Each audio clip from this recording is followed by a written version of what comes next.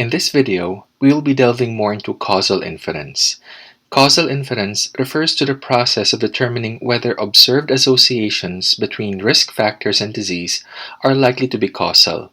That is, hypotheses about associations between risk factors and disease are tested to see if such risk factors indeed cause disease in some way.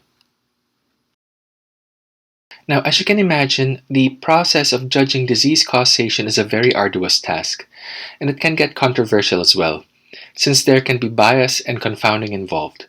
And these biases and confounders have to be ruled out first in order to declare something to be causative of disease with much more certainty.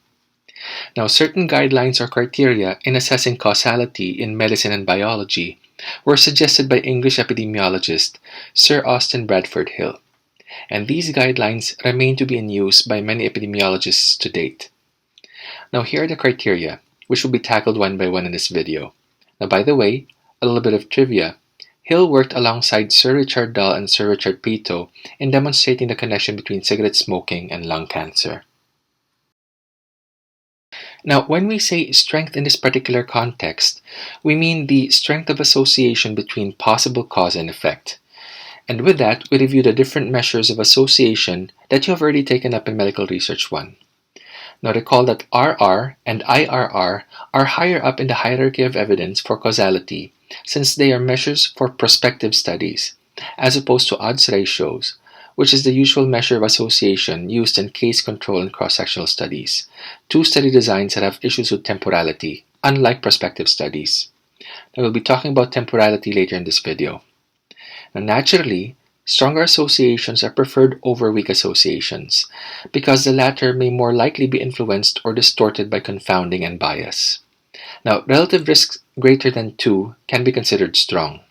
Now, take note as well, and I believe this has been stressed before in Medical Research 1, that you not only look at the value of RR or IRR or odds ratio itself, but also look at the confidence intervals to see if they overlap with a null value of 1.0. Now, additionally, a weak association does not preclude it from being causal. It really all depends on what the RR, IRR, or odds ratio was set to be clinically important by doctors. Also, the strength of association depends on the relative prevalence of other possible competing factors or causes that could dilute the association you want to measure between your cause of interest and the outcome of disease.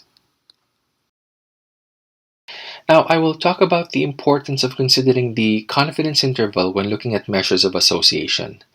Now, we have here the null value of 1.0, which is also the measure of no association, as you can recall from Medical Research 1. Now, in medicine, we also have to think of what is considered to be clinically relevant, and we usually set that at a certain point above the null value. Now, let's just say for this particular example, a risk ratio of 2.0 is what is clinically important to doctors or clinicians. Now, let us extend that boundary line like so. Now, let's look at the measure at the very top. We see that the point estimate is smack right in the middle of the null value of 1.0. Thus, this measure of association is not statistically significant because it overlaps the null value. And it is not clinically significant as well because the confidence interval is not reaching the 2.0 mark, which we previously designated as a clinically important measure. Now, for the next measure, the point estimate is above 1.0, but below the clinically important measure of 2.0. Now, notice as well that its confidence interval overlaps neither line. Now, this measure of association is thus statistically significant because its confidence interval does not overlap the null value line, but it is not clinically significant because the confidence interval did not reach or overlap the 2.0 mark. Now, for the next measure, we see a rather wide confidence interval. Perhaps the study had a small sample size and was thus imprecise. Now we see as well that it overlaps both the null value line and the clinically important boundary. And with that, this measure of association is not statistically significant, but it could possibly be clinically significant. Now, more studies are therefore needed to get more evidence regarding this association, if there is any association at all. Now, for the next measure, we see that it overlaps only the clinically important boundary. Thus, this measure of association is statistically significant since its confidence interval does not overlap with 1.0. and it is possibly clinically significant since this confidence interval is still overlapping with the 2.0 mark. Now, for the last measure, we see that the point estimate is well above 2.0, meaning that there's a strong association and its confidence interval is not overlapping the clinically important boundary line anymore. Now, this measure of association is without a doubt statistically significant and definitely clinically significant. You will be seeing stuff like this again and again as you get to your clinical years, or at least in medical research 2 in the second semester. Mind you, being able to appraise medical literature is important so that you can be able to judge if a new treatment modality is appropriate for your patient or not. Now, that is a skill that you will eventually learn as you go forward in your higher years. And that is it with the strength of association criterion. The next criterion is consistency. Now, this means that if the same study was performed or repeated by different sets of researchers involving different sets of study participants, then the same results should be yielded, hence consistency. Now, basically, the more consistent the results are, the more likely associated the cause is with the disease. Similarly, a lack of consistency does not necessarily mean that there is no causal association. It may happen that different levels of the exposure were investigated in these different studies. Now, furthermore, when the results of several studies are being interpreted, the best designed ones should be given the greatest weight.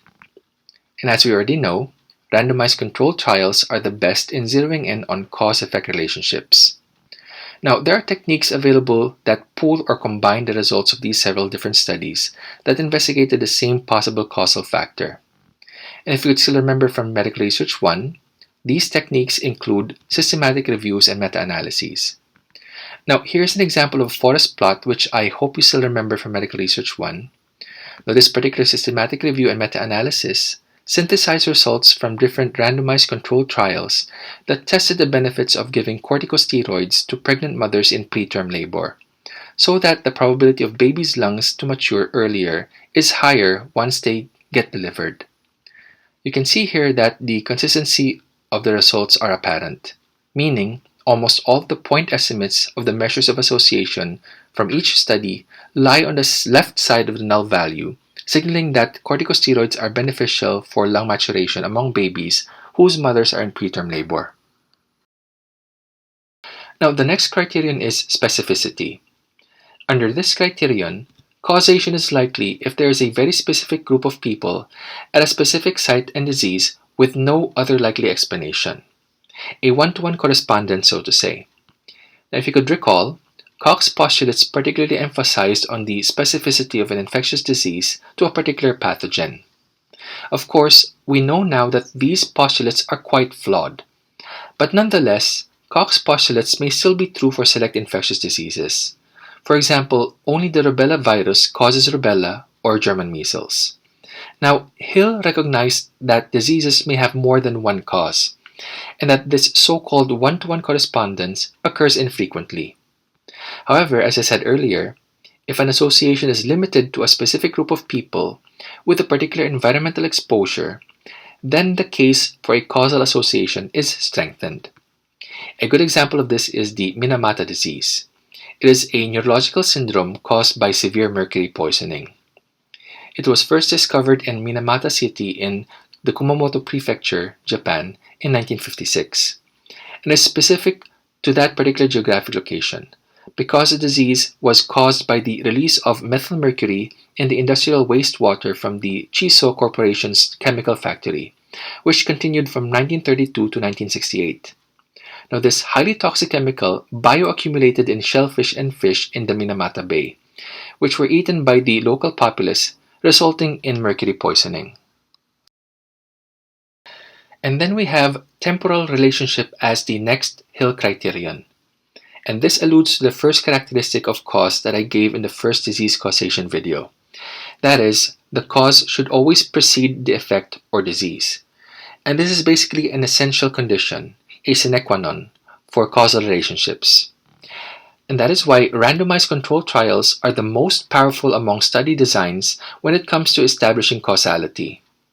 RCTs do not suffer from temporal ambiguity the same way cross-sectional and case-control studies do.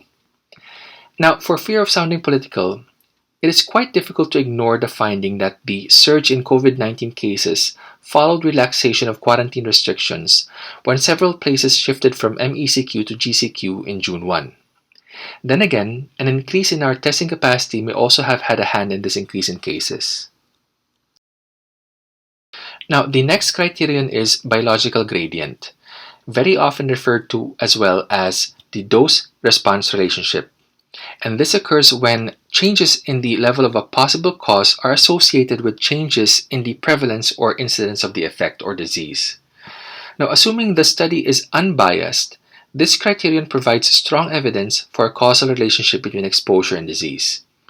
Now, we've seen this previously in the Dull and Pato study that looked into the degree or amount of smoking and the incidence of lung cancer over time. I simply refer you back to that particular video lecture. Now, the next Hill criterion is plausibility, more specifically, biological plausibility. And by that, we mean that your hypothesis makes biological sense, and that you're not just trying to establish a connection between a random suspected cause and a disease, when in fact, the sound of this relationship is absurd, or that this relationship does not seem to have any biological sense at all. Of course, there has to be some prior laboratory data to back up or support your hypothesis or claim, because oftentimes, a lack of plausibility may just be a reflection of the lack of scientific knowledge. For instance, many doubt the therapeutic effects of acupuncture, and this may be partly because we don't have any information on a plausible biological mechanism behind these therapeutic effects. Additionally, biological plausibility is a relative concept, and seemingly implausible associations may be shown to be causal over time. Now, during the London cholera outbreak, the prevailing belief was miasma rather than a microbial etiology to be responsible for the disease. That is until Dr. John Snow showed evidence of such. Now, the next criterion is coherence, which shares similar characteristics and concepts with biological plausibility in that the cause and effect interpretation of an association should fit with, or be coherent with, or does not conflict with the known facts of the natural history and biology of the disease. Again, the distinction between coherence and biological plausibility seems to be a very fine one.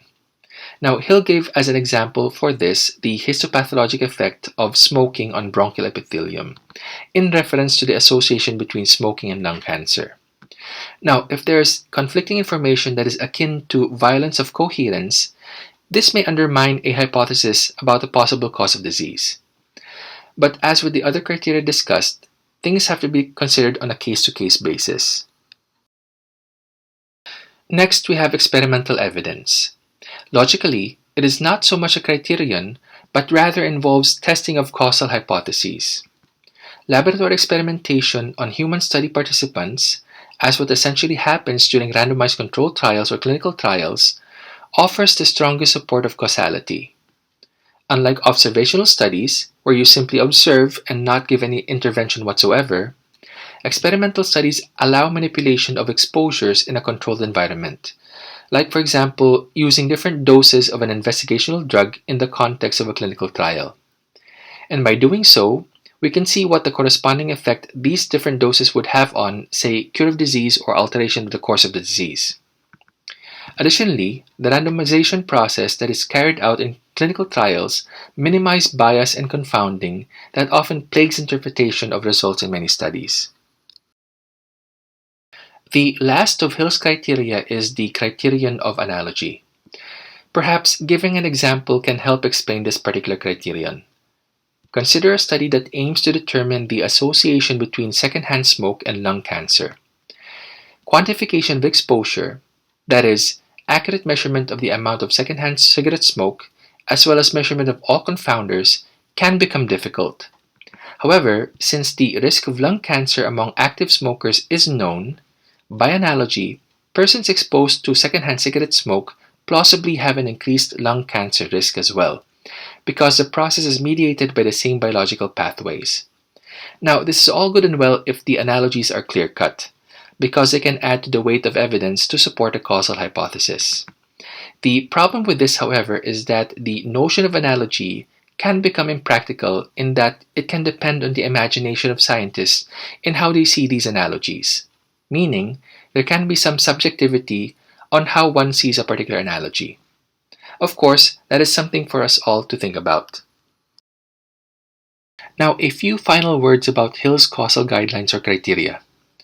The whole purpose for this criteria is to help determine if associations between an exposure and a disease are causal in nature, though Hill himself warned that these should not be used as rigid criteria to be followed slavishly. But for sure, this guide can be useful for remembering distinctions between associations and causation in epidemiologic research, for critically appraising epidemiologic studies, for designing epidemiologic studies, and for interpreting and appraising the results of your own studies as well.